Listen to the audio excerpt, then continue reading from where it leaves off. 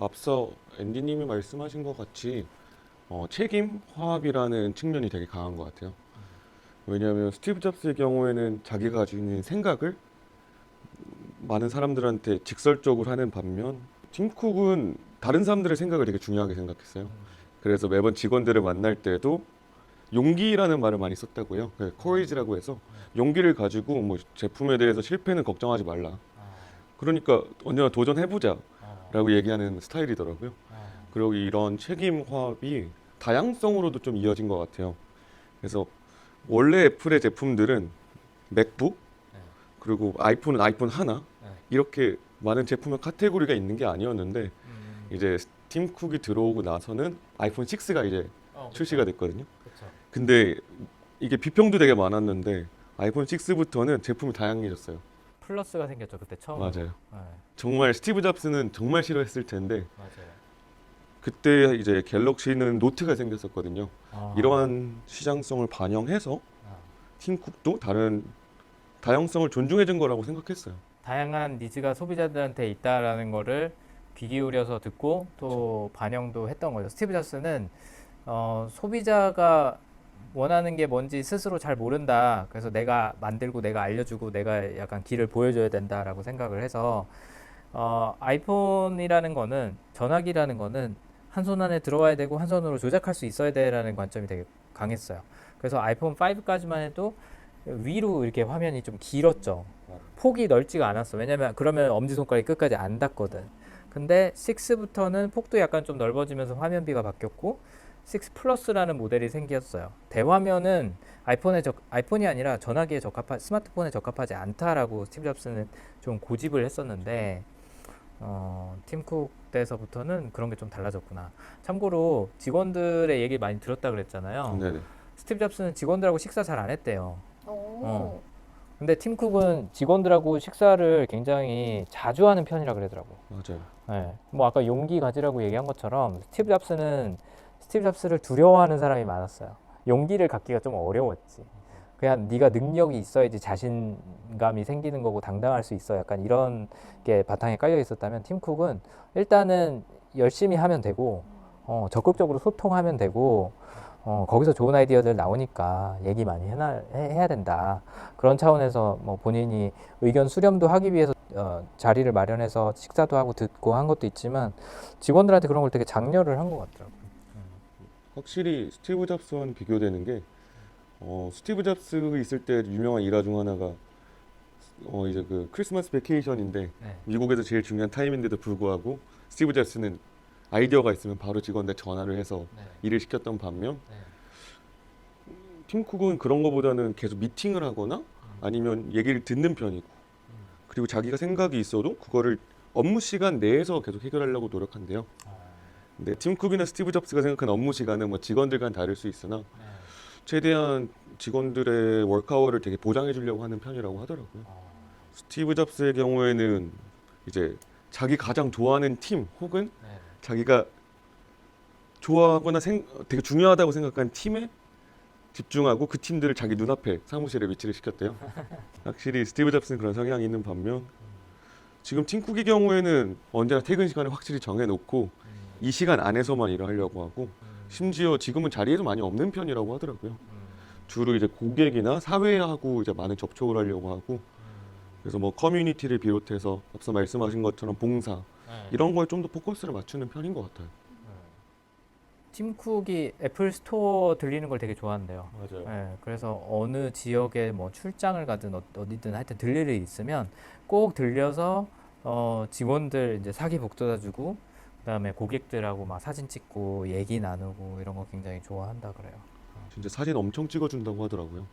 그렇게 많은 사람들이 있는데도 근데 책임이라는 그런 특징 혹은 성향이 있는 사람들의 공통점 중에 하나가 솔선수범해야 된다는 그런 맞아요. 마인드가 되게 강하다 보니까 본인은 제일 먼저 출근하고 제일 늦게 퇴근하고 막 야근하고 주말에도 근무하고 하는데 직원들한테는 좀 안 그렇게 하려고 노력을 하는 경우가 많은 것 같아요. 항상 그런 건 아니지만 직원들이 뭔가 힘들어하면 그냥 내가 할게. 또 누가 뭔가를 뭐 빠뜨리거나 실수하거나 그러면 내가 커버할게. 약간 이렇게 좀 나서주는 경향이 있는 것 같아요. 직원들은 일찍 퇴근을 시키는구나. 스티브 잡스에 비해 비교적 그렇지 않을까 싶어요. 스티브 잡스는 일하고 삶하고 뭔가 좀 분리가 안 되는 사람처럼 우리가 알고 있잖아요. 근데 팀 쿡도 아까도 얘기한 것처럼 주말에 아이디어 있다고 자기한테 전화하는 사람을 좋아하긴 하더라고. 그러니까 그런 열정을 갖고 있는 사람을 좋아하긴 하는데 그래도 어쨌든 자기가 팀원들을 위해서 직원들을 위해서 뭔가 해줘야 된다, 봉사해야 된다, 서포트해야 된다라는 생각이 조금 더 강한 것 같아요. 네. 근데 스티브 잡스도 아까 얘기한 것처럼 굉장히 프라이빗한 사람이고 스티브 잡스랑 팀 쿡의 공통점을 좀 찾자면 그 중에 하나가 그 프라이버시를 중요시 여기는 부분인 것 같아요. 근데 그 프라이버시가 스티브 잡스의 경우에는 자기 아이들이나 부인, 가족에 대한 프라이버시를 지켜주는 걸 굉장히 중요시 여겼대요. 그래서 아이들하고 시간도 많이 보내고 집에 가서 저녁 먹는 것도 중요시 여기고 했다고 하더라고요. 워커홀릭이라고 알고 있는데 마냥 워커홀릭은 또 아니었던 것 같아. 오히려 그냥 본인 기준으로 봤을 때는 팀 쿡이 조금 더 워커홀릭 느낌이 있어요. 스티브 잡스는 일할 때 하고 또 본인의 사생활로 또 완전히 이렇게 숨어버리고 굉장히 좀 부끄러움을 많이 타는 성향이라고 하더라고요. 이었다고 하더라고요. 잡스가요? 잡스가. 우리가 무대에서 보는 이미지는 굉장히 활발하고 외향적인 것처럼 보이지만 스티브 잡스는 부끄러움도 되게 많고 개인의 프라이버시 사생활도 굉장히 중요시 여기는 편이었다고 해요.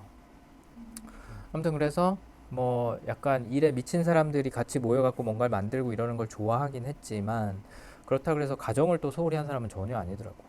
그 기준으로 봤을 때는 오히려 팀 쿡이 본인의 사생활에 조금 더 소홀한 편이었고 대신 본인이 그렇게 희생함으로써 직원들은 가족과 시간 더 보내고 좀 더 여유롭게 일할 수 있게 도와주는 것 같아요. 예전부터 팀 쿡은 3시 45분에 꼭 일어나야 되고 그때 일어나서 이메일을 다 읽고 업무 지시를 하고 5시에 꼭 운동을 하고 가고 그 제일 먼저 출근해서 먼저 생각하고 직원들이 없을 때 일을 시작하고 그러니까 일을 하는 시간도 굉장히 긴 편인 거죠. 엄청 길죠. 네. 팀 쿡이 그 운동하는 거를 좋아하는 이유가 이 사람이 뭐 여러 가지 운동을 하긴 하겠지만 제일 좋아하는 건 하이킹이래요. 하이킹하고 그냥 산책하는 거 제일 좋아하는데 혼자서 그렇게 걷는 걸 좋아하는 이유가 내가 대단한 사람이 아니다. 그리고 내가 갖고 있는 영향력에는 책임이 따른다라는 걸 스스로 상기하기 위해서 혼자 있는 시간을 만들고 또 산책을 하면서 생각을 하고 정리를 하고 한다고 하더라고. 그래서 이고가 없는, 에고가 없는 그런 CEO로 거의 뭐 유일한 CEO로 알려져 있다고 해요. 예. 그러니까 일과 회사와 사람들이 중요하지만 나라는 사람이 어떻게 비춰지는지가 별로 중요하진 않은 거죠. 그런 측면에서는 스티브 잡스랑 좀 많이 달라. 스티브 잡스는 에고가 굉장히 강한 사람이고 본인의 에고가 공격을 받았다 그럼 거기에 대해서 또 보복도 하는 사람이었다면 팀 쿡은 약간 수도자 같은 느낌? 내가 없어요. 오직 내가 해야 될 일만 존재하는 거지. 내가 섬겨야 될 사람들만 존재하고. 그런 것 같아요. 그렇구나. 저는 그건 몰랐어요. 직원들은 일찍 보내려고 노력을 하는구나.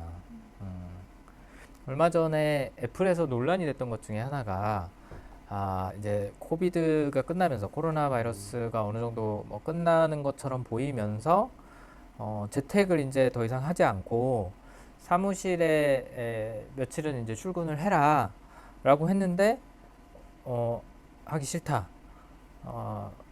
그러면 난 나간다라는 사람들이 생겼고 그것 때문에 뭐 투표도 하고 뭐 안에서 서명도 하고 서명운동도 하고 했었는데 그래서 실제로 임원 중에 하나는 그것 때문에 이직을 한 걸로 알고 있어요. 근데 그런 게 이슈가 됐었는데 애플 되게 자유롭고 창의적인 회사일 것 같은데 물론 일은 굉장히 많이 하는 회사지만 좀 의외다 싶었었거든요. 근데 보니까 팀 쿡이 갖고 있는 그 화합이라는 성향 때문에 다 같이 모여서 옹기종기 모여서 서로 논의하고 또 웃으면서 이야기 나누고 거기서 또 뭔가 협력을 하고 하는 모습을 보는 거를 되게 좋아하는 것 같더라고요. 그런 게 되게 중요하다고 생각하고 그거 자체가 창의성이라고 생각을 하는 사람이다 보니까 이 사람은 모여서 일하는 거를 좋아할 수밖에 없겠다. 라는 게 이제 나중에 이번에 조사를 하다 보니까 좀 납득이 되더라고요. 맞는 것 같아요. 스티브 잡스가 팀 쿡을 왜 본인의 후계자로 선정을 했을까라는 것에 대한 답변이 몇 가지가 돌아다니는데 그 중에 하나가 스티브 잡스라는 어떻게 보면 스타 CEO가 있었고 약간 카리스마 있는 그런 CEO가 있었는데 그 자리를 대체한다는 게 굉장히 어려운 일이고 단순히 그 역할을 대체하는 것만 어려운 게 아니라 혼란의 시기가 뒤따를 수 있다. 스티브 잡스 사후에는 그런 걱정이 컸는데 그동안에 보여줬던 모습이나 실적도 그렇고 성향 자체도 그렇고 팀 쿡은 이걸 어떻게든 해낼 사람이다. 혼란의 시기를 잘 넘겨줄 사람이다라는 믿음이 스티브 잡스에게 있었을 거다. 그리고 실제로 그런 모습들을 사업적으로 그동안 애플 내에서 팀 쿡이 많이 보여줬었다라는 얘기가 있더라고요. 근데 그래서 팀 쿡이 된 것도 있고, 그 다음에 뭐 스티브 잡스라는 그 구심점이 없어진 상태에서 사람들끼리 뭐 다툼이 일어날 수도 있고, 정치가 더 심해질 수도 있고, 갈등이 생길 수도 있는데, 그걸 또 어떻게 보면 잘 와야 되지 않게 이끌어준 역할을 한 것도 있고 해서, 이 시기에는 팀 쿡의 리더십이 적절했다. 그 다음에 애플이라는 회사가 이제 어느 정도 궤도에 올랐을 때 그게 무너지지 않고 조금씩 안정적으로 확장할 수 있게 도와준 역할도 팀 쿡이 했다는 평이 있어요.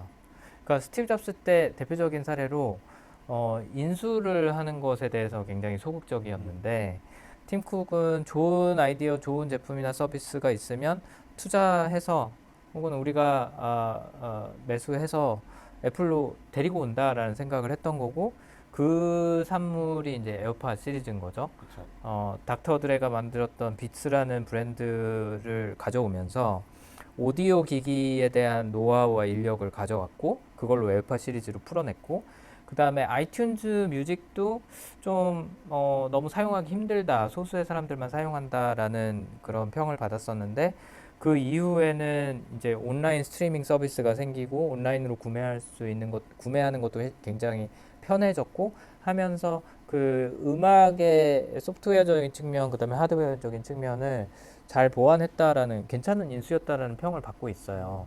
당시에는 뭐 래퍼였던 사람이 프로듀서였던 사람이 만든 헤드폰 그냥 사람들이 패션 아이템처럼 착용을 하는데 저거를 왜 저 돈을 주고 살까 팀 쿡이 그런 질문들이 많았거든요. 근데 뭔가 그렇게 다양한 사람들, 회사들과 함께 협력하면서 뭔가를 만들려고 노력하는 게 그게 팀 쿡의 스타일이었던 것 같아요. 스티브 잡스는 자기가 뭔가 만들고 창조해내고 다 우리가 해야 되고 약간 이런 면이 컸다면